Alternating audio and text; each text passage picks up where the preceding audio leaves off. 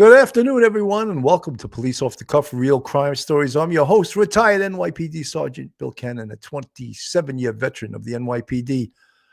We're thinking now, as this trial gets closer and closer, what will the defense be looking at in regards to creating doubt in the Kohberger case? And we have lots of things that we've thought of.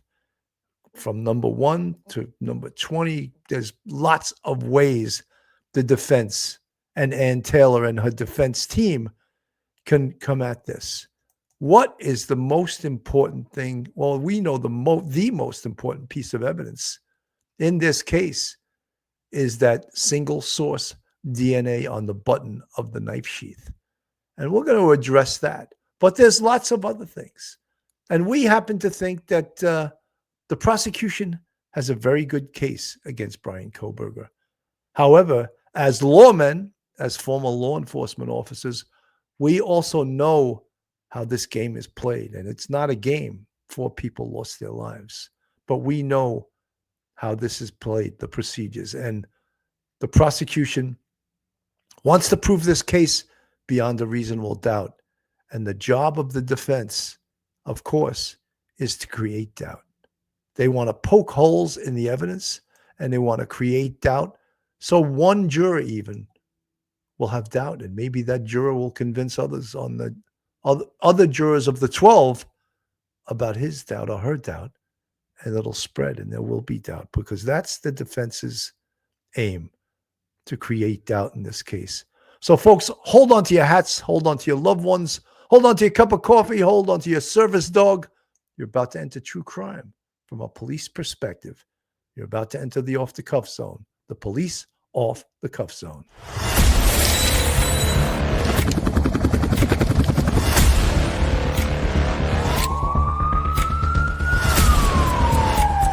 There has to be some common sense. They were the ones who called 911 to get him help, and now they're calling for change.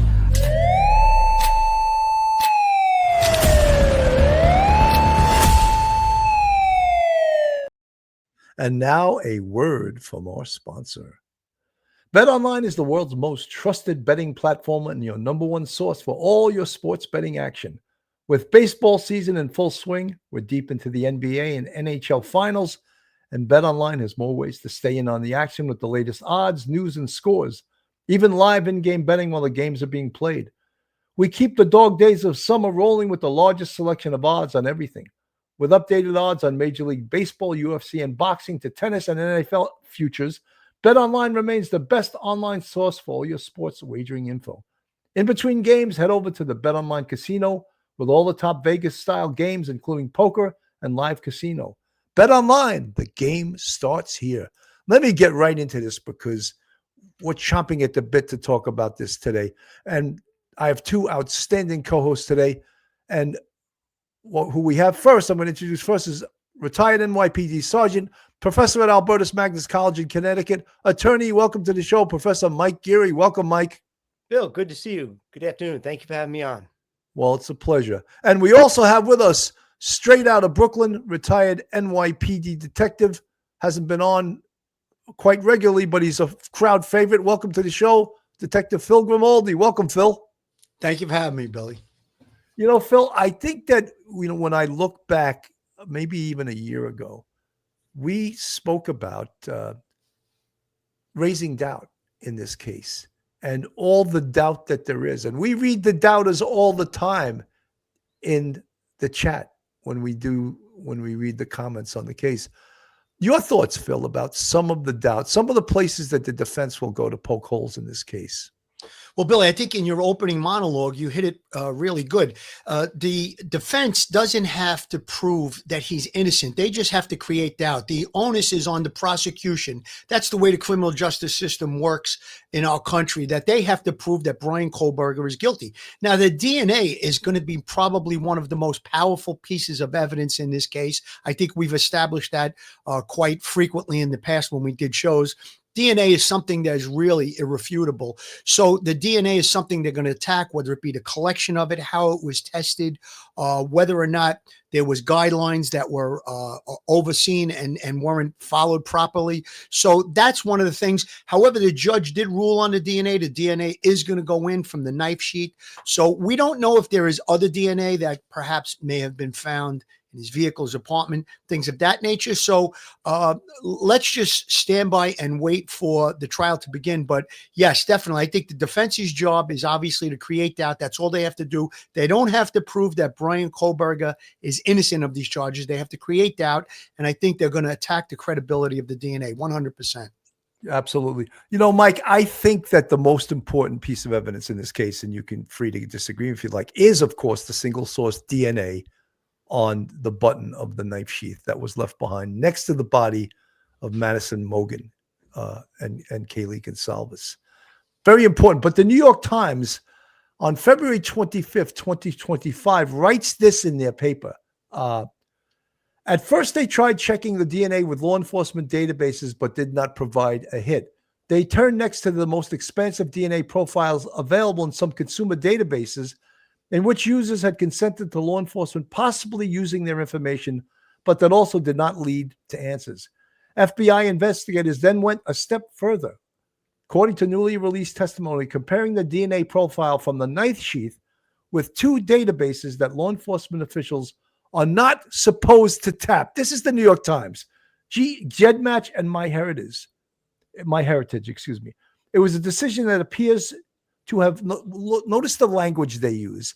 It was a decision that appears to have violated key parameters of a Justice Department policy that calls for investigators to operate only in DNA databases that provide explicit notice to their service users and the public that law enforcement may use their service sites. One thing that the New York Times left out of that, Mike, unless they have a subpoena.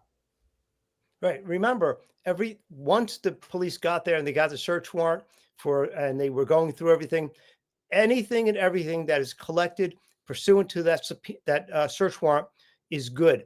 They may have violated protocols. That's one thing, but that violation of a protocol does not amount to a Fourth Amendment violation, because Kohberger himself had no expectation of privacy in those genetic websites that were searched. So therefore, he had really no standing to assert any sort of grounds for challenging the collection of the DNA. The DNA on that knife sheath, that button, is the most important linchpin in this whole case. Bodily fluid. All it is some skin cells, probably off of his thumb or forefinger. And so Ann Taylor would be wise to keep reminding the jury when we get to that point in the trial that how real little bit of DNA that was found that led to Kohberger. And that is, I think, a really good play for her, because you might get someone who may be very skittish about finding somebody guilty, or if they were found guilty, voting for the death penalty on just a few skin cells.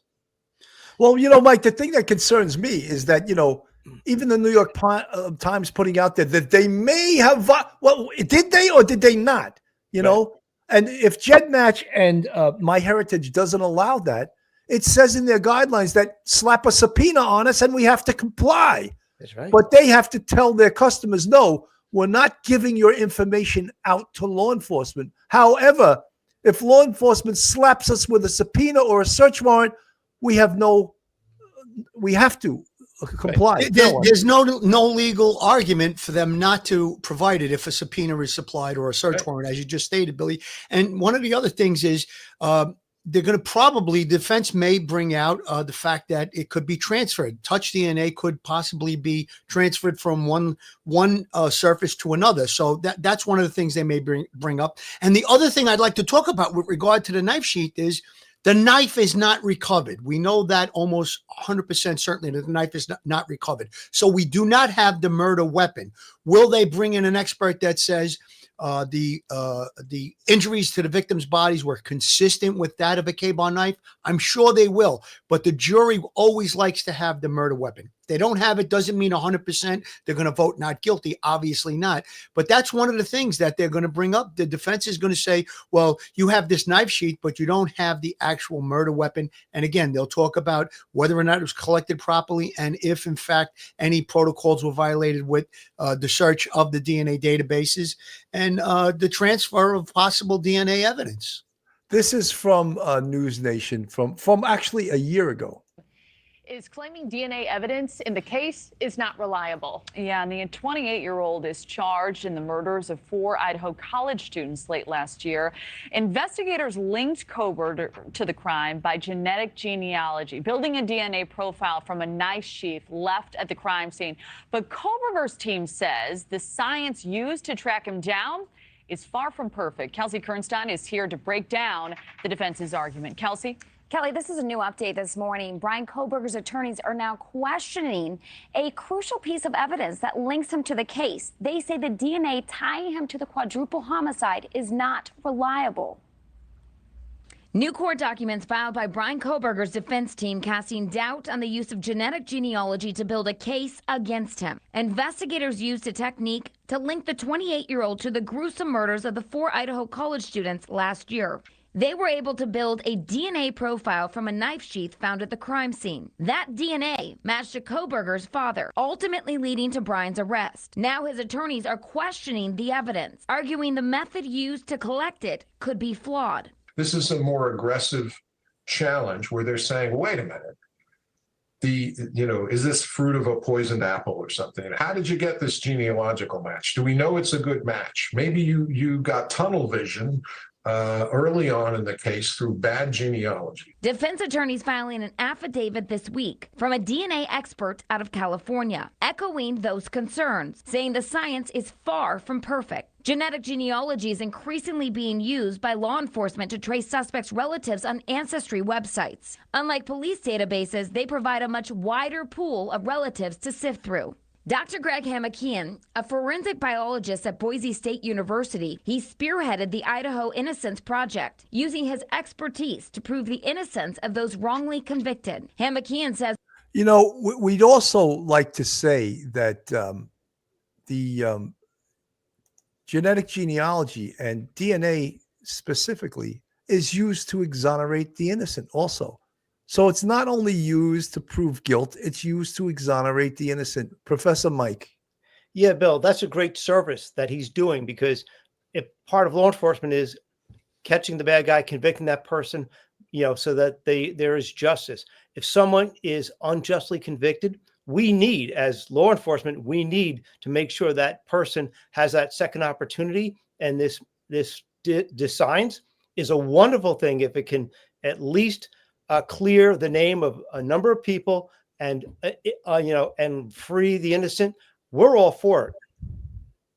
100%. And something, I don't want to spend the whole show on this. So there's one area that the defense can create doubt, and that's the DNA, how it was collected, whether it was planted, as some of our people in our chat say. Is it really Kohberger's DNA? So all of those things. I think one of the things we got to move on to, and this is important too, because this is baffling, not just to the general public, to us too. Why was there none of Kohberger's blood in the house or in his car or in his home in Washington? Why? That's something that's baffling. Phil. Yeah, I think that the defense team is going to definitely exploit that. When we know that 4 people were slaughtered, stabbed to death, crime scene obviously is going to be very bloody. And we know that from past statistics that if a person's using a knife to stab someone or to assault someone, a lot of times they do cut themselves. So we don't think that his blood has been found at the location, 1122 King Road. Obviously a very bloody crime scene. He had to have gotten blood on his exterior clothing. Was that blood transferred to his car, to his home, and possibly back at his home in Pennsylvania? We think the answer to that is no. How did that occur? There's going to be a doubt that's going to be put into the jury's mind by the defense team. How could a person possibly kill 4 people with a knife, blood everywhere? And I know it's gory to even talk about that, but these are the facts, and not transfer it to outside of the home, to the vehicle, and all the other locations that we just talked about. So I think that's something that is going to be in the jury's mind. Is it going to be able to be refuted by the prosecution by saying, well, we think that he may have purchased some type of an overgarment and he disposed of it. So those are things that are going to definitely be brought up, and the jury's going to have to wrestle with that. Absolutely. You know, one thing that we all spoke out against when it occurred was demolishing the house, demolishing the crime scene. And that now the defense will use that to poke doubt into this case. I mean, they were probably all for knocking it down, but now we can't go there. How powerful would it have been to bring the jury there after all the evidence is presented? And that's, of course, the defense wanted no part of that. Mike, your thoughts? Yeah, Bill, every prosecutor wants to have the jury walk through that crime scene to see what it actually looked like. It's one thing to talk about a crime scene. It's another thing to walk the steps where a person is accused of shooting somebody, committing a horrible, horrific act against somebody, stabbing a number of young people to death, walking that crime scene, smelling that crime scene, seeing what that place may have looked like a little bit, because it's not going to be perfect, obviously, because there's all kinds of tests and carpet has been pulled up, but to walk through that so that they can imagine how far somebody had to walk, how quickly could somebody get from one bedroom to another, things like that. That is a great thing. And we were all very upset when they tore that down. And I know it was done through a stipulation with the prosecution and defense, but now Ann Taylor gets to say, look, she gets to, unfortunately, it has been removed from the prosecutor's, box of tools that they could use to help show the defense, the juror, what actually happened. So it's sad that happened. Phil, I also wanted to mention, and I, as a homicide investigator, did 10 years in Manhattan North homicide, 27 years on the NYPD, 22 years as a sergeant, 16 years in the detective bureau. I don't find it unusual that someone with a K-bar knife could murder 4 people who were sleeping and drunk in 12 to 14 minutes. I don't find that unusual. There's people that are non-professional law enforcement. Oh, how could he have done that? Your thoughts? Yeah, absolutely, Billy. I mean, the fact that you just pointed out some very, very specific things about the victims. They were either asleep or going to sleep, and they probably were intoxicated. So you take those factors, and someone that's asleep, they suddenly woken by a knife being plunge into their throat or their chest, is going to be relatively quick, demise. So I don't think it's unusual for him to have had the opportunity to kill the 4 people, as you just said, in a short period of time. However, the defense may just use that as one of the reasons, one of the avenues to create doubt in this case. How could it possibly be that my client, Bryan Kohberger, was able to kill 4 people in a house where other people were present in a matter of just a couple of minutes and walk away from it without being noticed? So I think that that's one of the things, that's a great point that you brought up, Billy, that defense may use. I mean, Ann Taylor is going to have a lot of different things at her fingertips, and her job is specifically, as I said before, to create doubt in this case. That's probably going to want to be one of the challenging things, a time frame with regard to how long he was in the home and how he was able to slaughter 4 people. 100%, Billy. Mike, a big thing are the actions of Dylan Mortensen and Bethany Funk, the 2 roommates whose lives were spared. One of them who saw this man that she cannot say was Bryan Kohberger. All she can say is a man that was about 5'10" to 6 foot tall, thin, not muscular, athletic build with bushy eyebrows. There's a guy with bushy eyebrows right there. In no way I can read the chat already. Oh, it doesn't mean he did it. You're right, it doesn't. But does Bryan Kohberger have bushy eyebrows? He did us a favor by taking this selfie on the morning of the murders. Your thoughts, Mike? Yeah, Bill, for all of his high IQ, Bryan Kohberger, if he is in fact the killer, made numerous crucial mistakes including driving his own Hyundai, his own personal Hyundai, to the scene, taking selfies, things like this. Dylan Mortensen's words and her description Judge Hippler has ruled is going to be admissible because those are her spontaneous answers to questions posed by law enforcement. What did the person look like? Tall, dark hair, light hair, bushy eyebrows, thin, heavy set, that sort of thing. And she's responding, and that is good. However, you may get someone that is just like, he doesn't have, eyebrows like Groucho Marx, something like that. So therefore, everything else is thin, not bushy eyebrows.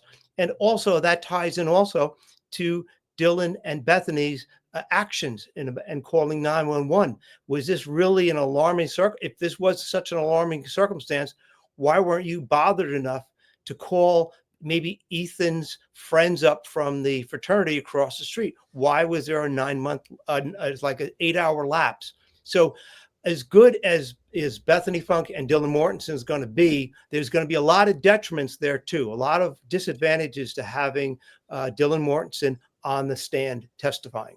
Well, Mike, I specifically was referring to the fact that they didn't call 911 till 12 noon. Right. That I'd have a problem with that if I was sitting on the jury. Sure. And it's been explained from some psychologists. Dr. Joni Johnson on our show said they were so traumatized that they were almost like in shock. And I still don't know if I would 100% buy that if I was sitting on the jury. Phil. Yeah, Billy, I was just going to bring up a point real quick. If you bring up that selfie again, that selfie is a double-edged sword for both prosecution and defense. What I mean by that is it's going to show there were no defense marks on his face. Now, that picture is taken a few hours after the murders. He doesn't have any scratches. His hand looks very clear to me. There's no marks on his hand. So that's one of the things the defense might bring up. The defense may clearly state, look, here's a selfie of Bryan Kohberger. He slaughtered 4 people and he doesn't have any scratches, marks, cuts on his hands or his face. So again, that's one of the things. But we're going back to the fact that Dylan Mortensen and Bethany Funk didn't call the police and texted back and forth. Yes, Billy, that's a big point of contention for me. The other night, in the middle of the night, 3 o'clock in the morning, I heard a loud noise in my house. I got up, I checked everything. I went on my cameras. Turns out a picture had fallen off the wall, made a real loud crash. But I didn't just stay in my room and freeze. I got up, I investigated, I looked at it. So that's going to be a point of contention for the jury, I believe. How could it be that they were in the home, they saw a stranger, they saw someone in there that was masked, the roommates who were killed weren't answering their text messages? This is going to be a big point of contention. And I guess what Dylan Mortensen and Bethany Funk say on the stand is going to be able to explain it. And I think you brought up a great point. Shock, terror, and they didn't call the police for whatever reason. They'll have to explain that to the jury, and hopefully the jury will understand it.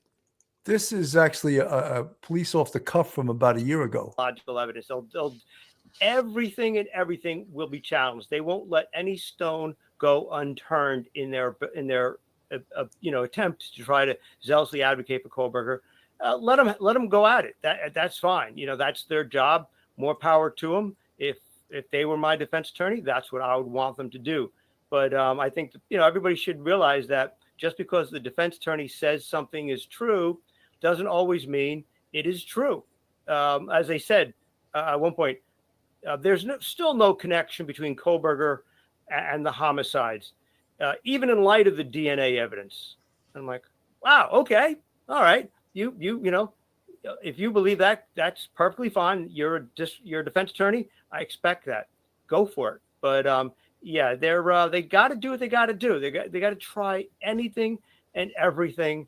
And you just hope that the jury, like any jury, would just use their common sense. 100%. That was about a year ago. You could see Professor Mike's gotten significantly older. Thank you. No, it's true. Can't deny that. I'm just kidding. Can't deny it. There's so many things, but that could and would create doubt, and we're just highlighting some of them. The whole thing with Bethany Funk and Dylan Mortensen, that definitely bothers me. And I think the jury is going to have a problem with that. And the fact that, and we discussed this earlier, where is the knife? Where is the murder weapon? So he left behind the sheath with the single source DNA on the button. To me, if I was a juror, he's done. That's it. That's enough for me. I agree. That shows he was there. And then, you know, something, people in the chat will be like, you're a cop. Yeah. Come on. How did he leave the knife sheath in the bed with his DNA on it? Yes, someone planted it. I'm not buying that crap. And I think that is so powerful. And then, folks, what I want to get to, most of the evidence, if not almost all the evidence here, is, you say it, Mike, circumstantial. It's circumstantial. And everyone in the chat, we read non-professionals, oh, it's circumstantial, as they just dismiss it. Circumstantial evidence, Professor Mike, is very powerful. Explain how so. Circumstantial evidence is evidence that asks a jury to make a logical conclusion. For instance, I'll just use the DNA. There's DNA found on a knife sheath that comes back to Bryan Kohberger. So the prosecution can present that evidence and ask the jury to make the logical assumption that if his DNA is on that knife sheath, on the button, therefore he was in the house and committing the crimes with the knife that from which the knife sheath was holding at that time. So it's just a logical leap. Say, okay, this makes sense. That sort of thing. Just ask them to make a logical, common sense assumption about what happened. Absolutely. Phil, believe it or not, it's that time already. Your final thoughts. Final thoughts real quick. With regard to the knife sheath, it's going to be proven. It's going to be brought out that he purchased one on Amazon. So my final thoughts are this. This trial, when it starts, is going to be probably bigger than the O.J. Simpson trial, which took place in the mid-90s. I think everybody's going to be glued to the news stations and the cable stations. I think there's going to be a tremendous amount of attention to this case. There's going to be a lot of evidence. We're going to watch it very closely, and we're going to give our opinions at the time. And I think that we just have to hope and pray for justice for these families, for these victims. Let's keep them in our thoughts and prayers. And I think that Ethan Chapin, Madison Mogan, Kaylee Gonzalez, and Xana Kernodle will get that justice. Defense will try their hardest, but I think that the prosecution has enough to sustain a conviction here. 100%. Mike, your final thoughts very quickly. Oh, I think Bill Thompson and Ann Taylor are going to go at it like cats and dogs in the courtroom. They're playing for all the marbles. There's nothing greater than that person's life on the line, whether he's guilty or not. It's going to be a lot of fireworks in that courtroom. Absolutely. Just so you guys know the schedule, June 6th, the Judge Hippler will either make a decision to allow this argument of an alternate suspect or to disallow it. That's going to happen on June 6th. If he allows it, June 18th will be when they will give their arguments in court. So if he allows it, there will be a hearing on June 18th, and he will hear from the defense in regards to Bryan Kohberger, whether they can produce this alternate suspect. And the judge may say right out of the box, no, there's no evidence of it. I'm not allowing it. It's not admissible. He could do that right out of the box. Or he could say, okay, knock yourself out. June 18th, present it in a hearing and a brief. Send me the brief, and you can present it in court. So these are some of the upcoming things. The jury, they're going to start picking the jury very soon. And that's an indication that this case is going to go on August 11th, that he's not interested in the continuance. So, folks, thank you so much for listening. We're Police Off the Cuff Real Crime Stories. Have a great day, everyone, and God bless. Stay safe, everyone. One episode just ain't enough.